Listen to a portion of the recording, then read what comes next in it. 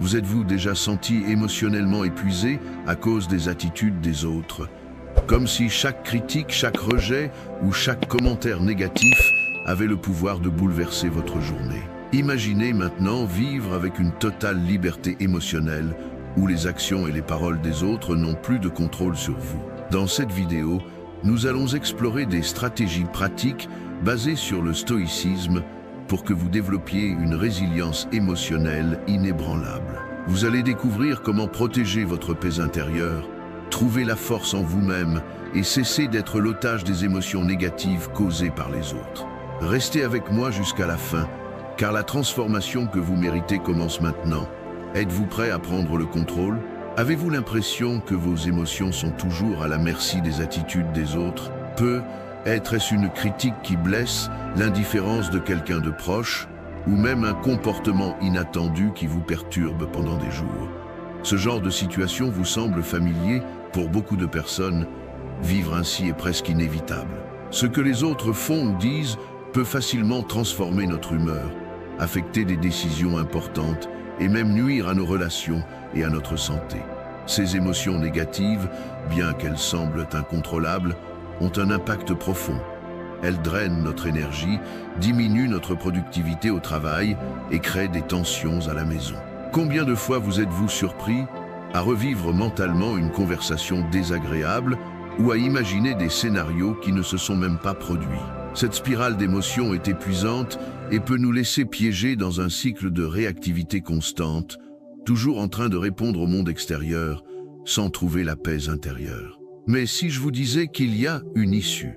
Dans cette vidéo, nous allons aborder des techniques pratiques et profondément transformatrices qui peuvent blinder vos émotions contre les influences extérieures. Inspirés par les enseignements du stoïcisme et alliés à des stratégies modernes de développement émotionnel, vous apprendrez à identifier les déclencheurs émotionnels que les autres utilisent sur vous, consciemment ou inconsciemment, réduire l'influence négative des comportements et des paroles d'autrui, construire une résilience émotionnelle si solide que rien ni personne ne pourra ébranler votre paix intérieure. Il ne s'agit pas d'ignorer les autres ou de devenir insensible. Il s'agit de protéger ce qui est le plus précieux, votre stabilité émotionnelle, votre clarté mentale et votre force intérieure. Il s'agit de créer une vie où vous décidez comment vous vous sentez, indépendamment de ce qui se passe autour de vous. Je veux que vous vous engagiez dans cette transformation. Écrivez dans les commentaires la phrase « Aujourd'hui, je choisis de protéger ma paix ». Ce simple acte sera un premier pas pour vous déclarer que vous êtes prêt à prendre le contrôle. Cette vidéo sera votre guide pour développer des compétences qui changeront non seulement la façon dont vous réagissez, mais aussi la façon dont vous vivez. Alors, restez avec moi jusqu'à la fin. Ce que nous allons explorer ensemble aujourd'hui pourrait être le début d'une vie plus équilibrée, forte et émotionnellement libre. Êtes-vous prêt pour ce voyage?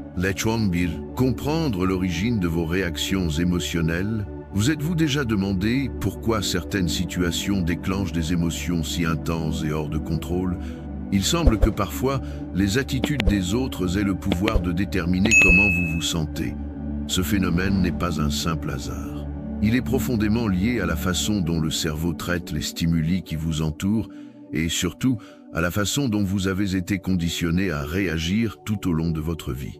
La bonne nouvelle, c'est que vous n'avez pas à rester l'otage de ces émotions. Dans cette leçon, nous allons explorer les origines de ces réactions émotionnelles, comprendre le rôle des déclencheurs et apprendre comment appliquer les outils du stoïcisme pour reprendre le contrôle sur ce que vous ressentez. À la fin, vous aurez une vision claire des mécanismes qui sous-tendent vos émotions et vous ferez les premiers pas pour vous libérer de l'influence d'autrui. La programmation émotionnelle au fil de la vie, dès la naissance, le cerveau humain commence à créer des schémas émotionnels basés sur les expériences vécues. Chaque interaction, que ce soit avec des membres de la famille, des amis ou même des inconnus, contribue à la formation de raccourcis émotionnels. Ces raccourcis vous aident à réagir rapidement aux situations, mais pas toujours de la manière la plus saine. Par exemple, un enfant qui a grandi dans un environnement critique ou instable peut avoir appris qu'exprimer ses émotions entraîne des conséquences négatives, comme le rejet ou la punition. En conséquence, cet enfant peut développer des réponses émotionnelles automatiques, comme éviter les conflits ou intérioriser la culpabilité. À l'âge adulte, ces réponses continuent de façonner ses réactions, même si les circonstances ont complètement changé. Le rôle du cerveau dans la création des émotions. Les émotions sont en grande partie générées par le système limbique, une région du cerveau qui fonctionne comme un centre de traitement émotionnel. Il est conçu pour identifier les menaces et activer des réponses rapides de survie, comme se battre, fuir ou se figer. Cependant, ce qui est souvent perçu comme une menace de nos jours n'est pas une menace réelle, mais plutôt quelque chose qui active des souvenirs ou des associations émotionnelles du passé. Lorsque quelqu'un fait un commentaire grossier, par exemple, votre cerveau peut l'interpréter comme une attaque personnelle, même si l'intention de la personne était complètement différente. Cela se produit parce que le système limbique ne fait pas la distinction entre un danger physique réel et une menace émotionnelle perçue. Il réagit automatiquement, déclenchant des émotions comme la colère, la peur ou la tristesse. Le stoïcisme et la régulation des émotions. Les philosophes stoïciens comprenaient profondément la dynamique des émotions et croyaient que la souffrance émotionnelle est le résultat des interprétations que nous faisons des événements et non des événements eux-mêmes. Épictète, l'un des grands noms du stoïcisme, a résumé cela de manière brillante. Ce ne sont pas les choses qui nous troublent, mais nos opinions sur elles. Cette vision stoïcienne nous offre un puissant outil d'autoréflexion. Si les émotions négatives proviennent de nos interprétations, alors changer ces interprétations peut changer ce que nous ressentons. Cette prise de conscience place le pouvoir de transformation directement entre nos mains. Identifiez vos déclencheurs émotionnels. Avant de changer vos réponses émotionnelles, il est essentiel d'identifier les déclencheurs qui les... Un déclencheur émotionnel est tout stimulus, un mot, un geste ou une situation qui provoque une réaction intense et ces déclencheurs sont généralement liés à des expériences passées qui ont laissé une empreinte émotionnelle. Un exercice utile pour identifier vos déclencheurs est de tenir un journal émotionnel. Chaque fois que vous ressentez une émotion négative intense, note qu'est-ce qui s'est passé. Comment vous êtes-vous senti? Y a-t-il eu une situation similaire dans le passé qui pourrait avoir contribué à cette réaction? Cette pratique simple peut révéler des schémas que vous ne percevez pas consciemment et vous permettre de commencer à les aborder de manière proactive. Exercice. Restructurer l'interprétation. Appliquons un concept central du stoïcisme, la restructuration cognitive. Chaque fois que vous ressentez une émotion négative déclenchée par une autre personne, demandez quel est le fait objectif. Par exemple, si quelqu'un n'a pas répondu à votre message, le fait objectif est « la personne n'a pas répondu ». Toute autre interprétation, comme elle m'a ignoré délibérément, est une supposition. Comment puis-je réinterpréter cette situation de manière constructive? Une interprétation alternative possible serait « peut être qu'elle est occupée ou qu'elle a oublié ». Cet exercice aide non seulement à neutraliser les émotions négatives, mais favorise également une approche plus rationnelle et équilibrée pour traiter avec les autres. Créer un espace entre le stimulus et la réponse. Viktor Frankl, le psychiatre et survivant de l'Holocauste, a écrit « Entre le stimulus et la réponse, il y a un espace. Dans cet espace se trouve notre pouvoir de choisir notre réponse, et dans notre réponse se trouve notre croissance et notre liberté. » Ce concept s'aligne parfaitement avec les enseignements stoïciens sur le contrôle émotionnel. S'entraîner à faire une pause avant de réagir est une compétence qui peut être développée avec des pratiques simples, comme la pleine conscience. Un exercice de base consiste à prêter attention à votre respiration chaque fois que vous vous sentez contraint. En vous concentrant sur votre respiration pendant quelques secondes, vous donnez à votre cerveau le temps de sortir du mode automatique et d'envisager une réponse plus intentionnelle. Appliquez le contrôle interne du stoïcisme. Un autre principe fondamental du stoïcisme est la distinction entre ce qui est sous notre contrôle et ce qui ne l'est pas. Vos actions, vos pensées et vos choix sont sous votre... Les paroles, les opinions et les attitudes des autres ne le sont pas. Accepter cela est libérateur, car cela vous permet de rediriger votre énergie vers ce que vous pouvez réellement influencer. Pour intérioriser ce concept, Essayez de faire une liste divisée en 2 colonnes. Dans la première colonne, écrivez toutes les choses qui sont hors de votre contrôle, comme les opinions des autres. Dans la deuxième colonne, notez ce qui est sous votre contrôle, comme vos réactions et vos choix. Lisez cette liste quotidiennement pour renforcer la pratique de vous concentrer sur ce que vous pouvez changer. Construire la résilience émotionnelle. La résilience émotionnelle est la capacité de se remettre rapidement des adversités émotionnelles. C'est comme un muscle qui peut être renforcé avec la pratique. Voici quelques façons de développer cette compétence. Pratiquez la gratitude quotidienne. En vous concentrant sur les bonnes choses de votre vie, vous changez votre état émotionnel vers quelque chose de plus positif. Exercez l'empathie. Essayez de comprendre les motivations qui sous-tendent le comportement des autres. Cela peut vous aider à réagir avec plus de compassion et moins de jugement. Recherchez l'apprentissage dans les situations difficiles. Demandez-vous, qu'est-ce que je peux apprendre de cette conclusion de la... En comprenant l'origine de vos réactions émotionnelles, en identifiant les déclencheurs et en appliquant les principes stoïciens, vous commencez à briser le cycle de la réactivité émotionnelle. C'est la première étape pour vous libérer de l'influence des émotions négatives causées par les autres et pour construire une vie basée sur votre force intérieure. L'art de répondre, pas de réagir. Vous êtes-vous déjà surpris à dire ou à faire quelque chose dans le feu de l'action pour le regretter juste peu? Avez-vous élevé la voix lors d'une dispute ou envoyé un message que vous auriez préféré ne jamais écrire? Combien de fois ces réactions impulsives ont-elles déjà entraîné des conséquences que vous auriez préféré? Imaginez comment ce serait si, au lieu de réagir automatiquement, vous aviez la capacité de faire une pause, de réfléchir et de choisir la meilleure façon d'agir. Cette compétence transforme non seulement la façon dont nous gérons les conflits, mais elle définit également le niveau de contrôle que nous avons sur. Aujourd'hui, nous allons explorer comment vous pouvez maîtriser cet art, l'art de répondre consciemment et non pas seulement de réagir par impulsion. Avant de plonger dans les solutions, je veux que vous réfléchissiez à quelque chose lorsque vous réagissez impulsivement.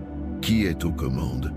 Vous ou l'émotion du... Il est effrayant de réaliser que, souvent, nous cédons le contrôle de notre vie à un moment de colère, de frustration ou de chagrin. Maintenant, demandez-vous, combien de pouvoir ai-je déjà remis à mes réactions impulsives? Si vous êtes prête à changer cela, vous devez commencer par apprendre à identifier ce qui déclenche ces réactions. C'est la première étape pour prendre les rênes de ce qui compte vraiment. Commençons par une technique simple, mais incroyablement puissante, la pause stratégique.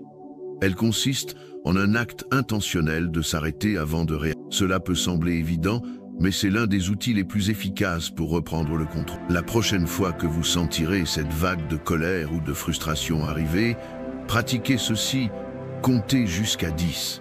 Respirez profondément pendant que vous comptez. Cela semble peu être, mais c'est précisément cette pause qui empêche votre esprit d'agir en pilote automatique. Et voici un secret. Pendant cette pause, posez-vous une question qui peut tout changer. Demandez-vous, cette émotion aura-t-elle de l'importance dans 5 ans? Imaginez le soulagement de réaliser que beaucoup de choses qui nous bouleversent aujourd'hui n'auront plus aucun poids à l'avenir. Le stoïcisme et le pouvoir de l'apathie. Les philosophes stoïciens avaient un terme pour décrire la véritable liberté émotionnelle, apathie. Avant que vous ne pensiez que cela signifie l'indifférence ou le manque de sentiments, laissez-moi clarifier. Apathéia n'est pas un état d'apathie, mais plutôt la capacité de ne pas être asservi par ses émotions. Épictète, l'un des plus grands stoïciens de l'histoire, savait ce que c'était que d'affronter des humiliés. Né esclave, il a vécu d'innombrables situations où il aurait pu perdre le contrôle. On raconte qu'une fois, son maître, irrité, a commencé à le torturer. Épictète, au lieu de réagir avec colère ou haine, a dit calmement « Si vous continuez, vous allez me casser la jambe ».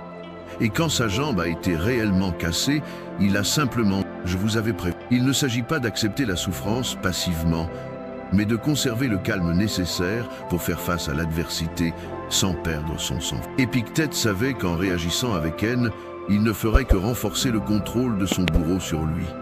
Au lieu de cela, il a choisi la liberté émotionnelle. Maintenant, je veux que vous participiez à un exercice. Imaginez une situation qui vous met habituellement hors. S'agit-il d'une dispute avec un collègue de travail, d'un désaccord avec un membre de votre famille, ou même d'une critique inattendue sur les réseaux. Prenez un papier et un stylo ou ouvrez le bloc-notes de votre téléphone. Écrivez comment vous réagiriez normalement dans ce scénario. Maintenant, demandez-vous, cette réaction résout-elle vraiment le problème ou ne fait-elle qu'empirer les choses? Ensuite, écrivez une deuxième réponse.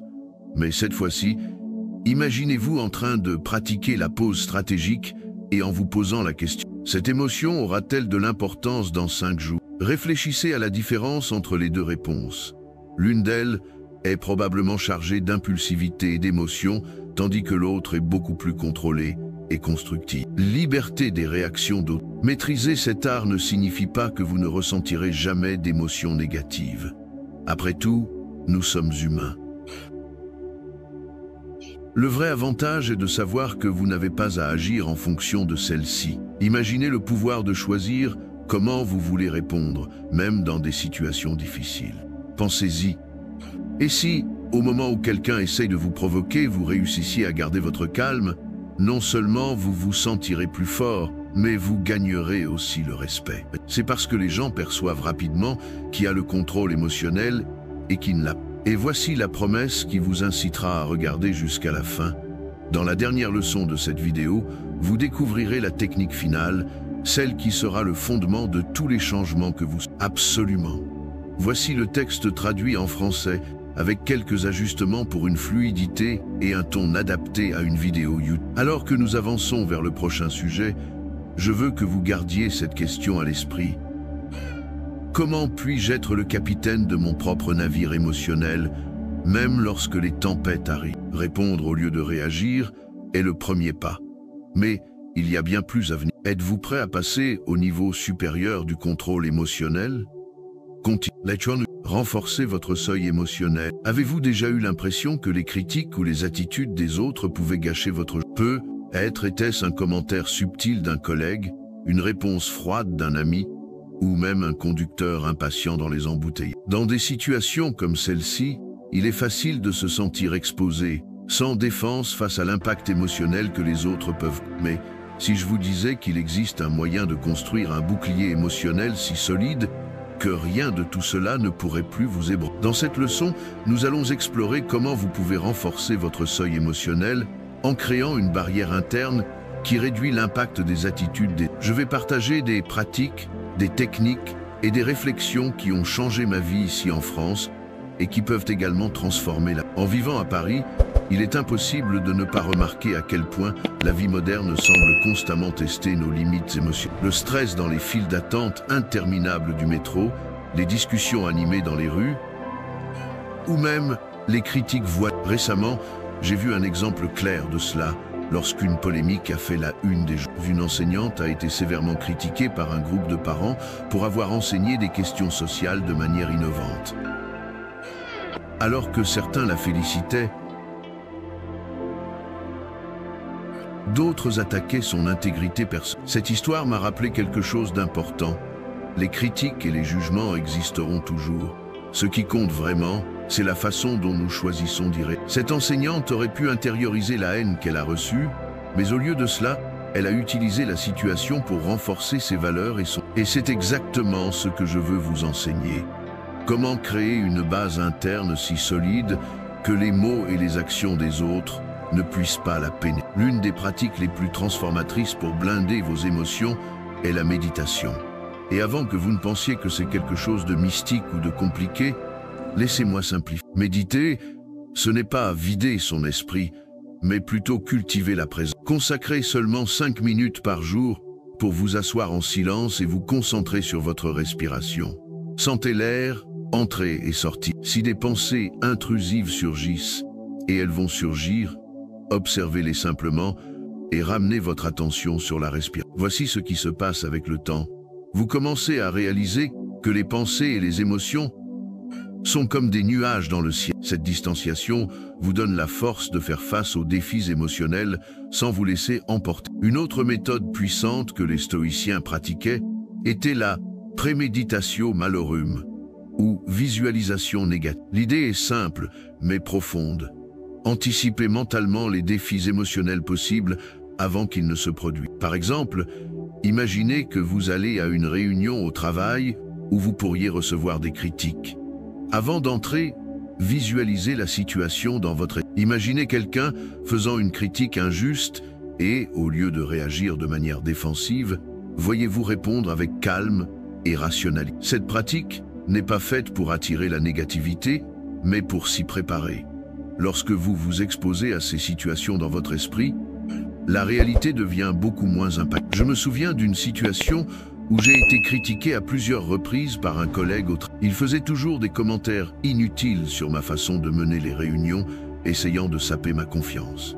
Au début, cela me bouleversait profondément, mais avec le temps, j'ai commencé à réaliser quelque chose. Ces mots n'avaient de pouvoir que, en pratiquant la visualisation négative, j'ai commencé à me préparer mentalement. Avant chaque réunion, je me disais « Il va faire un commentaire, mais cela ne définit pas qui je suis. » Et quand cela arrivait, je souriais. Je remerciais pour la vie et je passais à autre chose. Vous pouvez faire de même. Pensez maintenant à quelqu'un ou à quelque chose qui vous provoque toujours. Visualisez comment vous pouvez réagir de manière plus calme et contrôler la prochaine fois. Pour renforcer votre bouclier émotionnel, je veux vous inviter à créer une routine matinale, simple mais puissante. Voici ce que vous pouvez. 20. Silence matinal, 5 minutes. 2. Affirmation stoïcienne. Choisissez une phrase à répéter quotidiennement comme « Aujourd'hui, je choisis de protéger ». 3. Visualisation positive. Pensez à un défi qui pourrait survenir pendant la journée et visualisez comment vous y répondrez de manière équilibrée. Cette routine ne prend pas plus de 10 minutes, mais les avantages s'accumulent avec la grande transformation qui se produit lorsque vous renforcez votre seuil émotionnel, c'est que soudain, le monde extérieur perd son pouvoir. Peu importe qu'il s'agisse d'une critique, d'un commentaire grossier ou d'une situation stressante, vous serez ancré dans votre propre... Et voici la promesse que je veux vous faire. Si vous suivez ces pratiques, il arrivera un moment où vous réaliserez que les mots et les actions des autres n'ont plus le même impact. C'est le début d'une liberté émotionnelle que peut... Mais il y a encore beaucoup à apprendre. Dans la prochaine leçon, nous allons plonger dans quelque chose qui peut amener votre parcours à un niveau encore plus... Préparez-vous, car ce qui va suivre pourrait bien être un tournant dans votre vie émotionnelle. Êtes-vous prêt à continuer? Redéfinir vos relations avec les autres. Lorsque nous pensons à nos émotions, il est impossible d'ignorer le rôle que les autres jouent dans notre vie. Après tout, nous sommes constamment connectés, que ce soit avec notre famille, nos amis, nos collègues, ou même des inconnus dans la rue. Et souvent, ces connexions nous mettent à l'épreuve émotionnellement. Peut-être avez-vous cliqué sur cette vidéo parce que vous en avez assez de porter le poids des émotions des autres. Si c'est le cas, je veux vous assurer, vous êtes au bon endroit et les outils que je vais partager dans cette leçon peuvent complètement changer la façon dont vous gérez les personnes qui vous entourent. Ici en France, nous vivons dans une culture qui valorise intensément les relations interpersonnelles. Il suffit d'observer la vie dans les cafés parisiens, où les discussions passionnées sur la politique, l'art et la vie quotidienne sont courantes. Mais, en même temps, cette interaction intense peut aussi générer des conflits. Combien de fois ai-je été témoin de débats qui ont commencé amicalement et se sont terminés par des rencontres? J'ai moi-même vécu des situations comme celle-ci.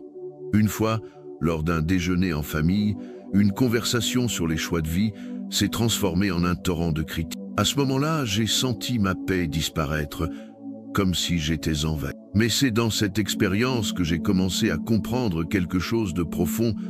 Les mots des autres ont du pouvoir, mais seulement si nous leur permettons d'en avoir. Le reflet des actions des autres. L'une des grandes leçons du stoïcisme est que les actions et les paroles des autres reflètent beaucoup plus qui ils sont que qui vous êtes. Pensez-y. Quand quelqu'un vous critique, cette critique n'est pas un miroir de votre essence, mais une projection des croyances, des émotions et des insécurités de cette personne. Épictète disait « Ce ne sont pas les événements qui nous troublent, mais la vision que nous en avons. » C'est particulièrement vrai dans les relations interpersonnelles. Imaginez un collègue de travail qui fait constamment des commentaires négatifs. Est-ce qu'il est vraiment préoccupé par votre performance ou est-ce qu'il projette ses propres frustrations? En comprenant ce concept, vous commencez à créer une distance saine entre les paroles des autres et ce que vous ressentez. Cette distance est la clé pour protéger votre paix intérieure. Maintenant, vous vous dites mais si je n'absorbe pas les émotions des autres, cela ne va-t-il pas me rendre froid ou insensible? Au contraire, la véritable empathie ne consiste pas à porter le fardeau émotionnel des autres, mais à comprendre ce que l'autre personne ressent et à offrir un soutien sans laisser cela vous consumer. Voici une pratique simple. Quand quelqu'un vient vers vous avec une charge émotionnelle, comme des critiques ou des confidences intenses, essayez d'écouter attentivement. Mais imaginez une barrière invisible entre vous. Visualisez les mots qui arrivent jusqu'à vous, mais qui ne pénètrent pas votre esprit ou votre... Répondez avec calme et respect, mais gardez votre énergie intacte. Par exemple, une fois, une amie proche m'a contacté après un divorce compliqué.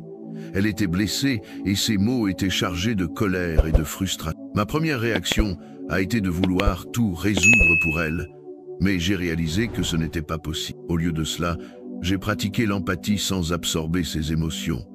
J'ai écouté attentivement, j'ai validé ses sentiments, mais je me suis rappelé que sa douleur n'avait pas besoin de devenir la mienne. Appliquons cela à des situations de la vie quotidienne. Imaginez un membre de votre famille qui critique constamment vos choix de vie. Peut être un commentaire sur votre carrière ou vos décisions personnelles. Avez-vous déjà été dans cette situation?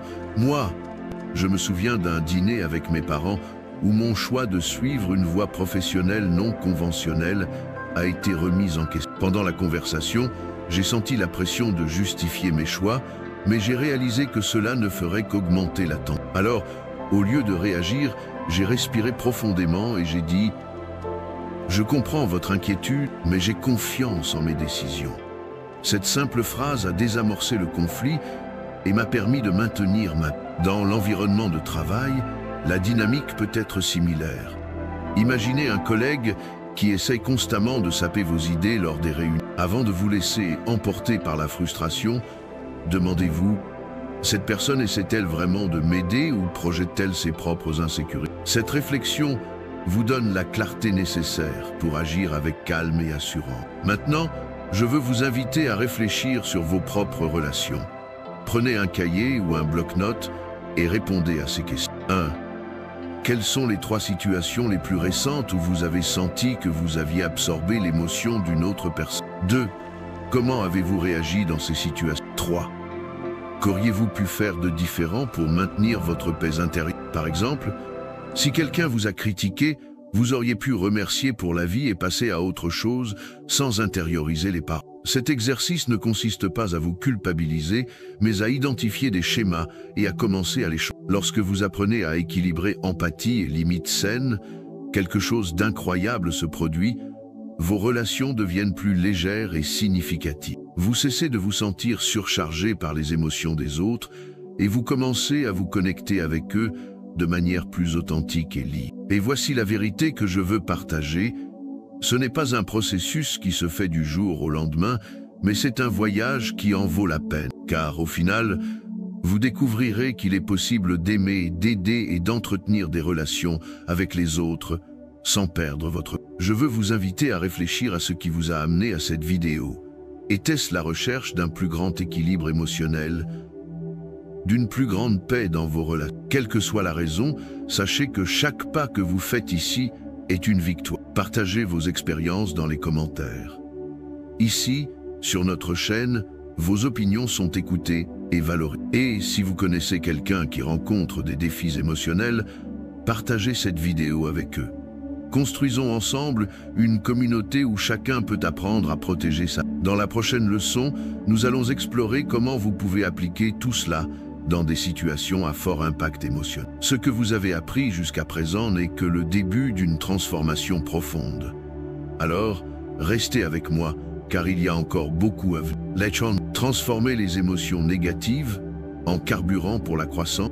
Avez-vous déjà pensé que les émotions négatives, celles que nous essayons souvent d'éviter à tout prix, pouvaient être nos plus grandes enseignantes? Je sais que cela semble contre-intuitif, mais, comme disait Marc Aurèle, l'obstacle est le chemin.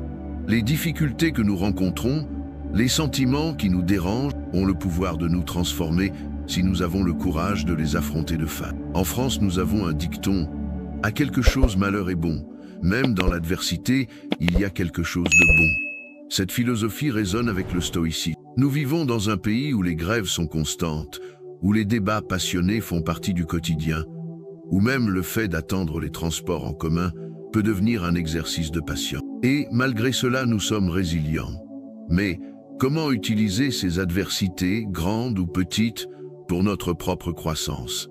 C'est ce que nous allons découvrir maintenant. Combien de fois avez-vous déjà ressenti de la colère, de la frustration ou de la tristesse, et n'avez-vous eu qu'une envie, vous débarrasser de ces sentiments? Peut être qu'un commentaire grossier d'un collègue, une décision difficile ou même quelque chose d'aussi simple que de se faire couper la route a déclenché une avalanche d'émotions. Mais si vous regardez bien, chacune de ces situations apporte avec elle une leçon. Le stoïcisme nous enseigne que ce n'est pas l'événement lui-même qui nous perturbe, mais la façon dont nous interprétons cet événement. La colère peut être une invitation à la patience. La frustration peut être une opportunité de pratiquer la persévérance. La tristesse peut nous apprendre à valoriser encore plus les moments de joie. Un exemple clair de cela dans l'histoire stoïcienne vient de Marc Aurèle, qui a affronté des crises politiques et personnelles constantes pendant son règne en tant qu'empereur romain. Au lieu de se laisser consumer par les difficultés, il les a utilisées pour renforcer son caractère. Il a écrit « L'esprit s'adapte et transforme à son profit tout obstacle à son activité. Un blocage dans l'action devient un cours d'une nouvelle action. Un empêchement au chemin devient le chemin. » Permettez-moi de partager une histoire personnelle. Lors des récentes manifestations ici en France, il y a eu un jour où j'ai été pris dans une situation particulièrement chaotique. J'étais à Paris, essayant d'arriver à un événement important, mais les rues étaient bloquées. Il n'y avait pas de taxi, les bus ne passaient pas et les métros étaient fermés. J'ai senti la colère et la frustration monter. Cependant, au lieu de laisser ces émotions me dominer, j'ai décidé d'appliquer ce que j'ai appris du stoïcisme. Je me suis arrêté, j'ai respiré profondément et je me suis demandé « Qu'est-ce que je peux apprendre de ça ?» J'ai réalisé que c'était le moment idéal pour pratiquer la patience et l'acceptation. J'ai fini par marcher jusqu'à l'événement en profitant du temps pour observer la ville et réfléchir à la façon dont les adversités peuvent nous rendre plus adaptables. Je suis arrivé en retard, mais plus calme et même reconnaissant de l'expérience. L'une des idées les plus puissantes du stoïcisme est que les émotions négatives sont des occasions d'exercer nos colères. Invitation à la patience et à la tempérance. Peur. Une occasion d'exercer son courage. Frustration. Un appel à la résilience. Rappelez-vous, les émotions négatives ne sont pas des ennemis. Elles sont des messagères, indiquant où nous devons grandir. Prenez un cahier et écrivez à propos d'une émotion négative que vous avez ressentie fréquemment. Cela peut être de la colère, du ressentiment ou même de la tristesse. Maintenant, réponse 1. Quelle est l'origine de cette émotion? 2. Qu'est-ce qu'elle essaye de vous enseigner? 3. Comment pouvez-vous la transformer en quelque chose de positif? Par exemple, si vous ressentez de la frustration de ne pas atteindre un objectif, demandez-vous, cette frustration peut-elle m'apprendre à être plus patient ou plus discipliné? Imaginez que vous venez de recevoir une critique au travail. Votre première réaction pourrait être défensive ou de colère. Mais, au lieu de cela, appliquez une pause stratégique et demandez-vous, qu'est-ce que je peux apprendre de cela? Comment cette critique peut-elle m'aider à m'améliorer? Ce faisant, vous transformez une situation émotionnellement chargée en une opportunité de croissance. En France, nous le voyons au quotidien. Les discussions animées lors des dîners de famille ou les longs débats dans les cafés ne se terminent pas toujours par un consensus. Mais si nous considérons ces différences comme un entraînement pour pratiquer la patience et l'empathie, nous en ressortons plus forts. Vous qui regardez cette vidéo, vous êtes arrivé jusqu'ici parce que vous cherchez un changement réel dans votre... Je veux vous rappeler quelque chose de très important. Vous êtes plus fort que vous ne l'imaginez. Les émotions négatives auxquelles vous faites face maintenant ne sont que des marches sur l'escalier vers une version plus résiliente. Ici, sur notre chaîne, nous construisons une communauté où chaque commentaire, chaque histoire partagée est une opportunité d'apprentissage mutuel. Je vous invite à partager dans les commentaires une émotion négative que vous affrontez et comment vous comptez la transformer en carburant pour votre croissance. Et si cette vidéo a du sens pour vous, n'oubliez pas de la partager avec vos amis et votre famille. De plus, Dès que cette vidéo sera terminée, je vous recommande de regarder notre contenu sur la façon d'utiliser le silence comme outil de pouvoir émotionnel. C'est une extension parfaite de ce dont nous discutons ici. Lorsque vous commencez à voir vos émotions négatives comme des opportunités d'apprentissage, quelque chose de magique se produit. Ce qui semblait auparavant être un fardeau se transforme en un cadeau. Vous découvrez que vous n'êtes pas prisonnier des circonstances, mais le créateur de votre propre chemin. Et, pour terminer cette leçon, je veux vous laisser une question pour réfléchir. Quelle vertu souhaitez-vous renforcer à partir des difficultés que vous rencontrez aujourd'hui? Écrivez votre réponse dans les commentaires. Elle pourrait être le premier pas vers une transformation profonde. Dans la prochaine leçon, nous explorerons comment créer une vie ancrée dans la sérénité et le but, en appliquant ce que vous avez appris jusqu'à présent. Restez avec moi, car le meilleur est encore à venir. En fait, ce n'est pas la fin, mais le début d'un voyage transformateur que vous avez choisi pour votre... Vous avez maintenant en main les outils nécessaires pour vivre de manière plus pleine, équilibrée et résiliente. Ce que vous avez appris ici va au-delà de la simple théorie. C'est une invitation à agir, à commencer à pratiquer et surtout à transformer la façon dont vous gérez vos émotions. Si vous vous souvenez des premiers instants de cette vidéo, la grande question qui vous a amené jusqu'ici était: comment cesser d'être prisonnier des émotions négatives causées par les autres? Et maintenant, vous avez les réponses à cela. Faisons un bref récapitulatif de tout ce que vous avez appris, car il est essentiel de renforcer les idées, mais aussi de rappeler que la véritable transformation ne se produira que lorsque vous appliquerez ce que vous avez appris. Vous avez déjà appris que, pour contrôler vos émotions, la première étape est de les comprendre. Savoir d'où viennent la colère, la frustration, la tristesse ou toute autre émotion est la clé pour ne pas se laisser dominer par elles. Ainsi, en identifiant ces émotions, vous commencez à prendre le contrôle de la situation. L'impulsivité est un reflet du manque de contrôle. Lorsque vous prenez la décision consciente de vous arrêter, de respirer, de réfléchir et de choisir comment répondre, vous brisez le cycle de réactivité. Comme nous l'avons vu, la pause stratégique est une habitude puissante. Un simple comptage jusqu'à 10 peut faire la différence entre une réponse émotionnelle et une réponse consciente. Vous avez également appris comment créer un véritable blindage émotionnel. La méditation quotidienne, la visualisation négative et la création d'une routine matinale sont des pratiques qui vous aident à renforcer cette protection. Mais rappelez-vous, il ne s'agit pas d'être immunisé contre les émotions, mais plutôt d'être capable de contrôler l'impact qu'elles ont sur vous. Maintenant, vous avez les outils nécessaires pour redéfinir vos relations. Cela ne signifie pas s'éloigner des gens ou couper les liens, mais plutôt apprendre à interagir sans absorber les émotions des autres. Cela crée un environnement de communication sain et protège votre paix intérieure. Au travail, en famille ou avec des amis, vous avez maintenant la capacité de maintenir vos limites et de préserver votre sérénité. Et enfin, la plus grande idée que le stoïcisme nous donne, l'obstacle est le chemin. Au lieu de voir les adversités comme un fardeau, vous pouvez maintenant les voir comme une opportunité de croissance. Les difficultés sont une chance de pratiquer la patience, le courage et la tempérance. Chaque défi se transforme en une opportunité pour vous de vous renforcer davantage. Maintenant, je veux savoir de vous. Quelles sont les techniques que vous allez appliquer en premier? Laquelle a le plus résonné avec votre situation? Partagez-la dans les commentaires et continuons cette conversation. Je suis là pour vous écouter et aussi pour vous soutenir dans l'application de ces pratiques. Ne pensez pas que vous avez déjà toutes les réponses. Ce n'est que le début.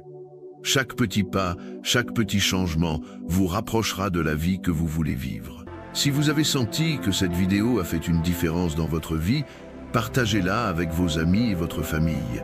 Parfois, la transformation commence par une simple recommandation. De plus, si vous ne vous êtes pas encore inscrit, inscrivez-vous maintenant pour ne manquer aucun contenu que nous avons préparé pour vous. Dans la prochaine vidéo, nous parlerons de la façon d'appliquer le silence pour renforcer votre paix intérieure, un outil puissant qui complète tout ce que vous avez appris ici. Je veux que vous vous souveniez d'une chose. Avant de terminer, vous êtes plus fort que vous ne le pensez et votre paix intérieure ne dépend que de vous. Peu importe ce qui se passe autour de vous, vous avez le pouvoir de transformer votre vie. Le chemin est le vôtre à parcourir et les choix sont entre vos mains. N'abandonnez pas. La véritable liberté émotionnelle que vous recherchez tant est à votre portée et vous êtes plus proche que jamais. Je crois en vous. Allons-y ensemble, pas à pas, pour construire la vie que vous méritez. On se retrouve dans la prochaine vidéo. À bientôt.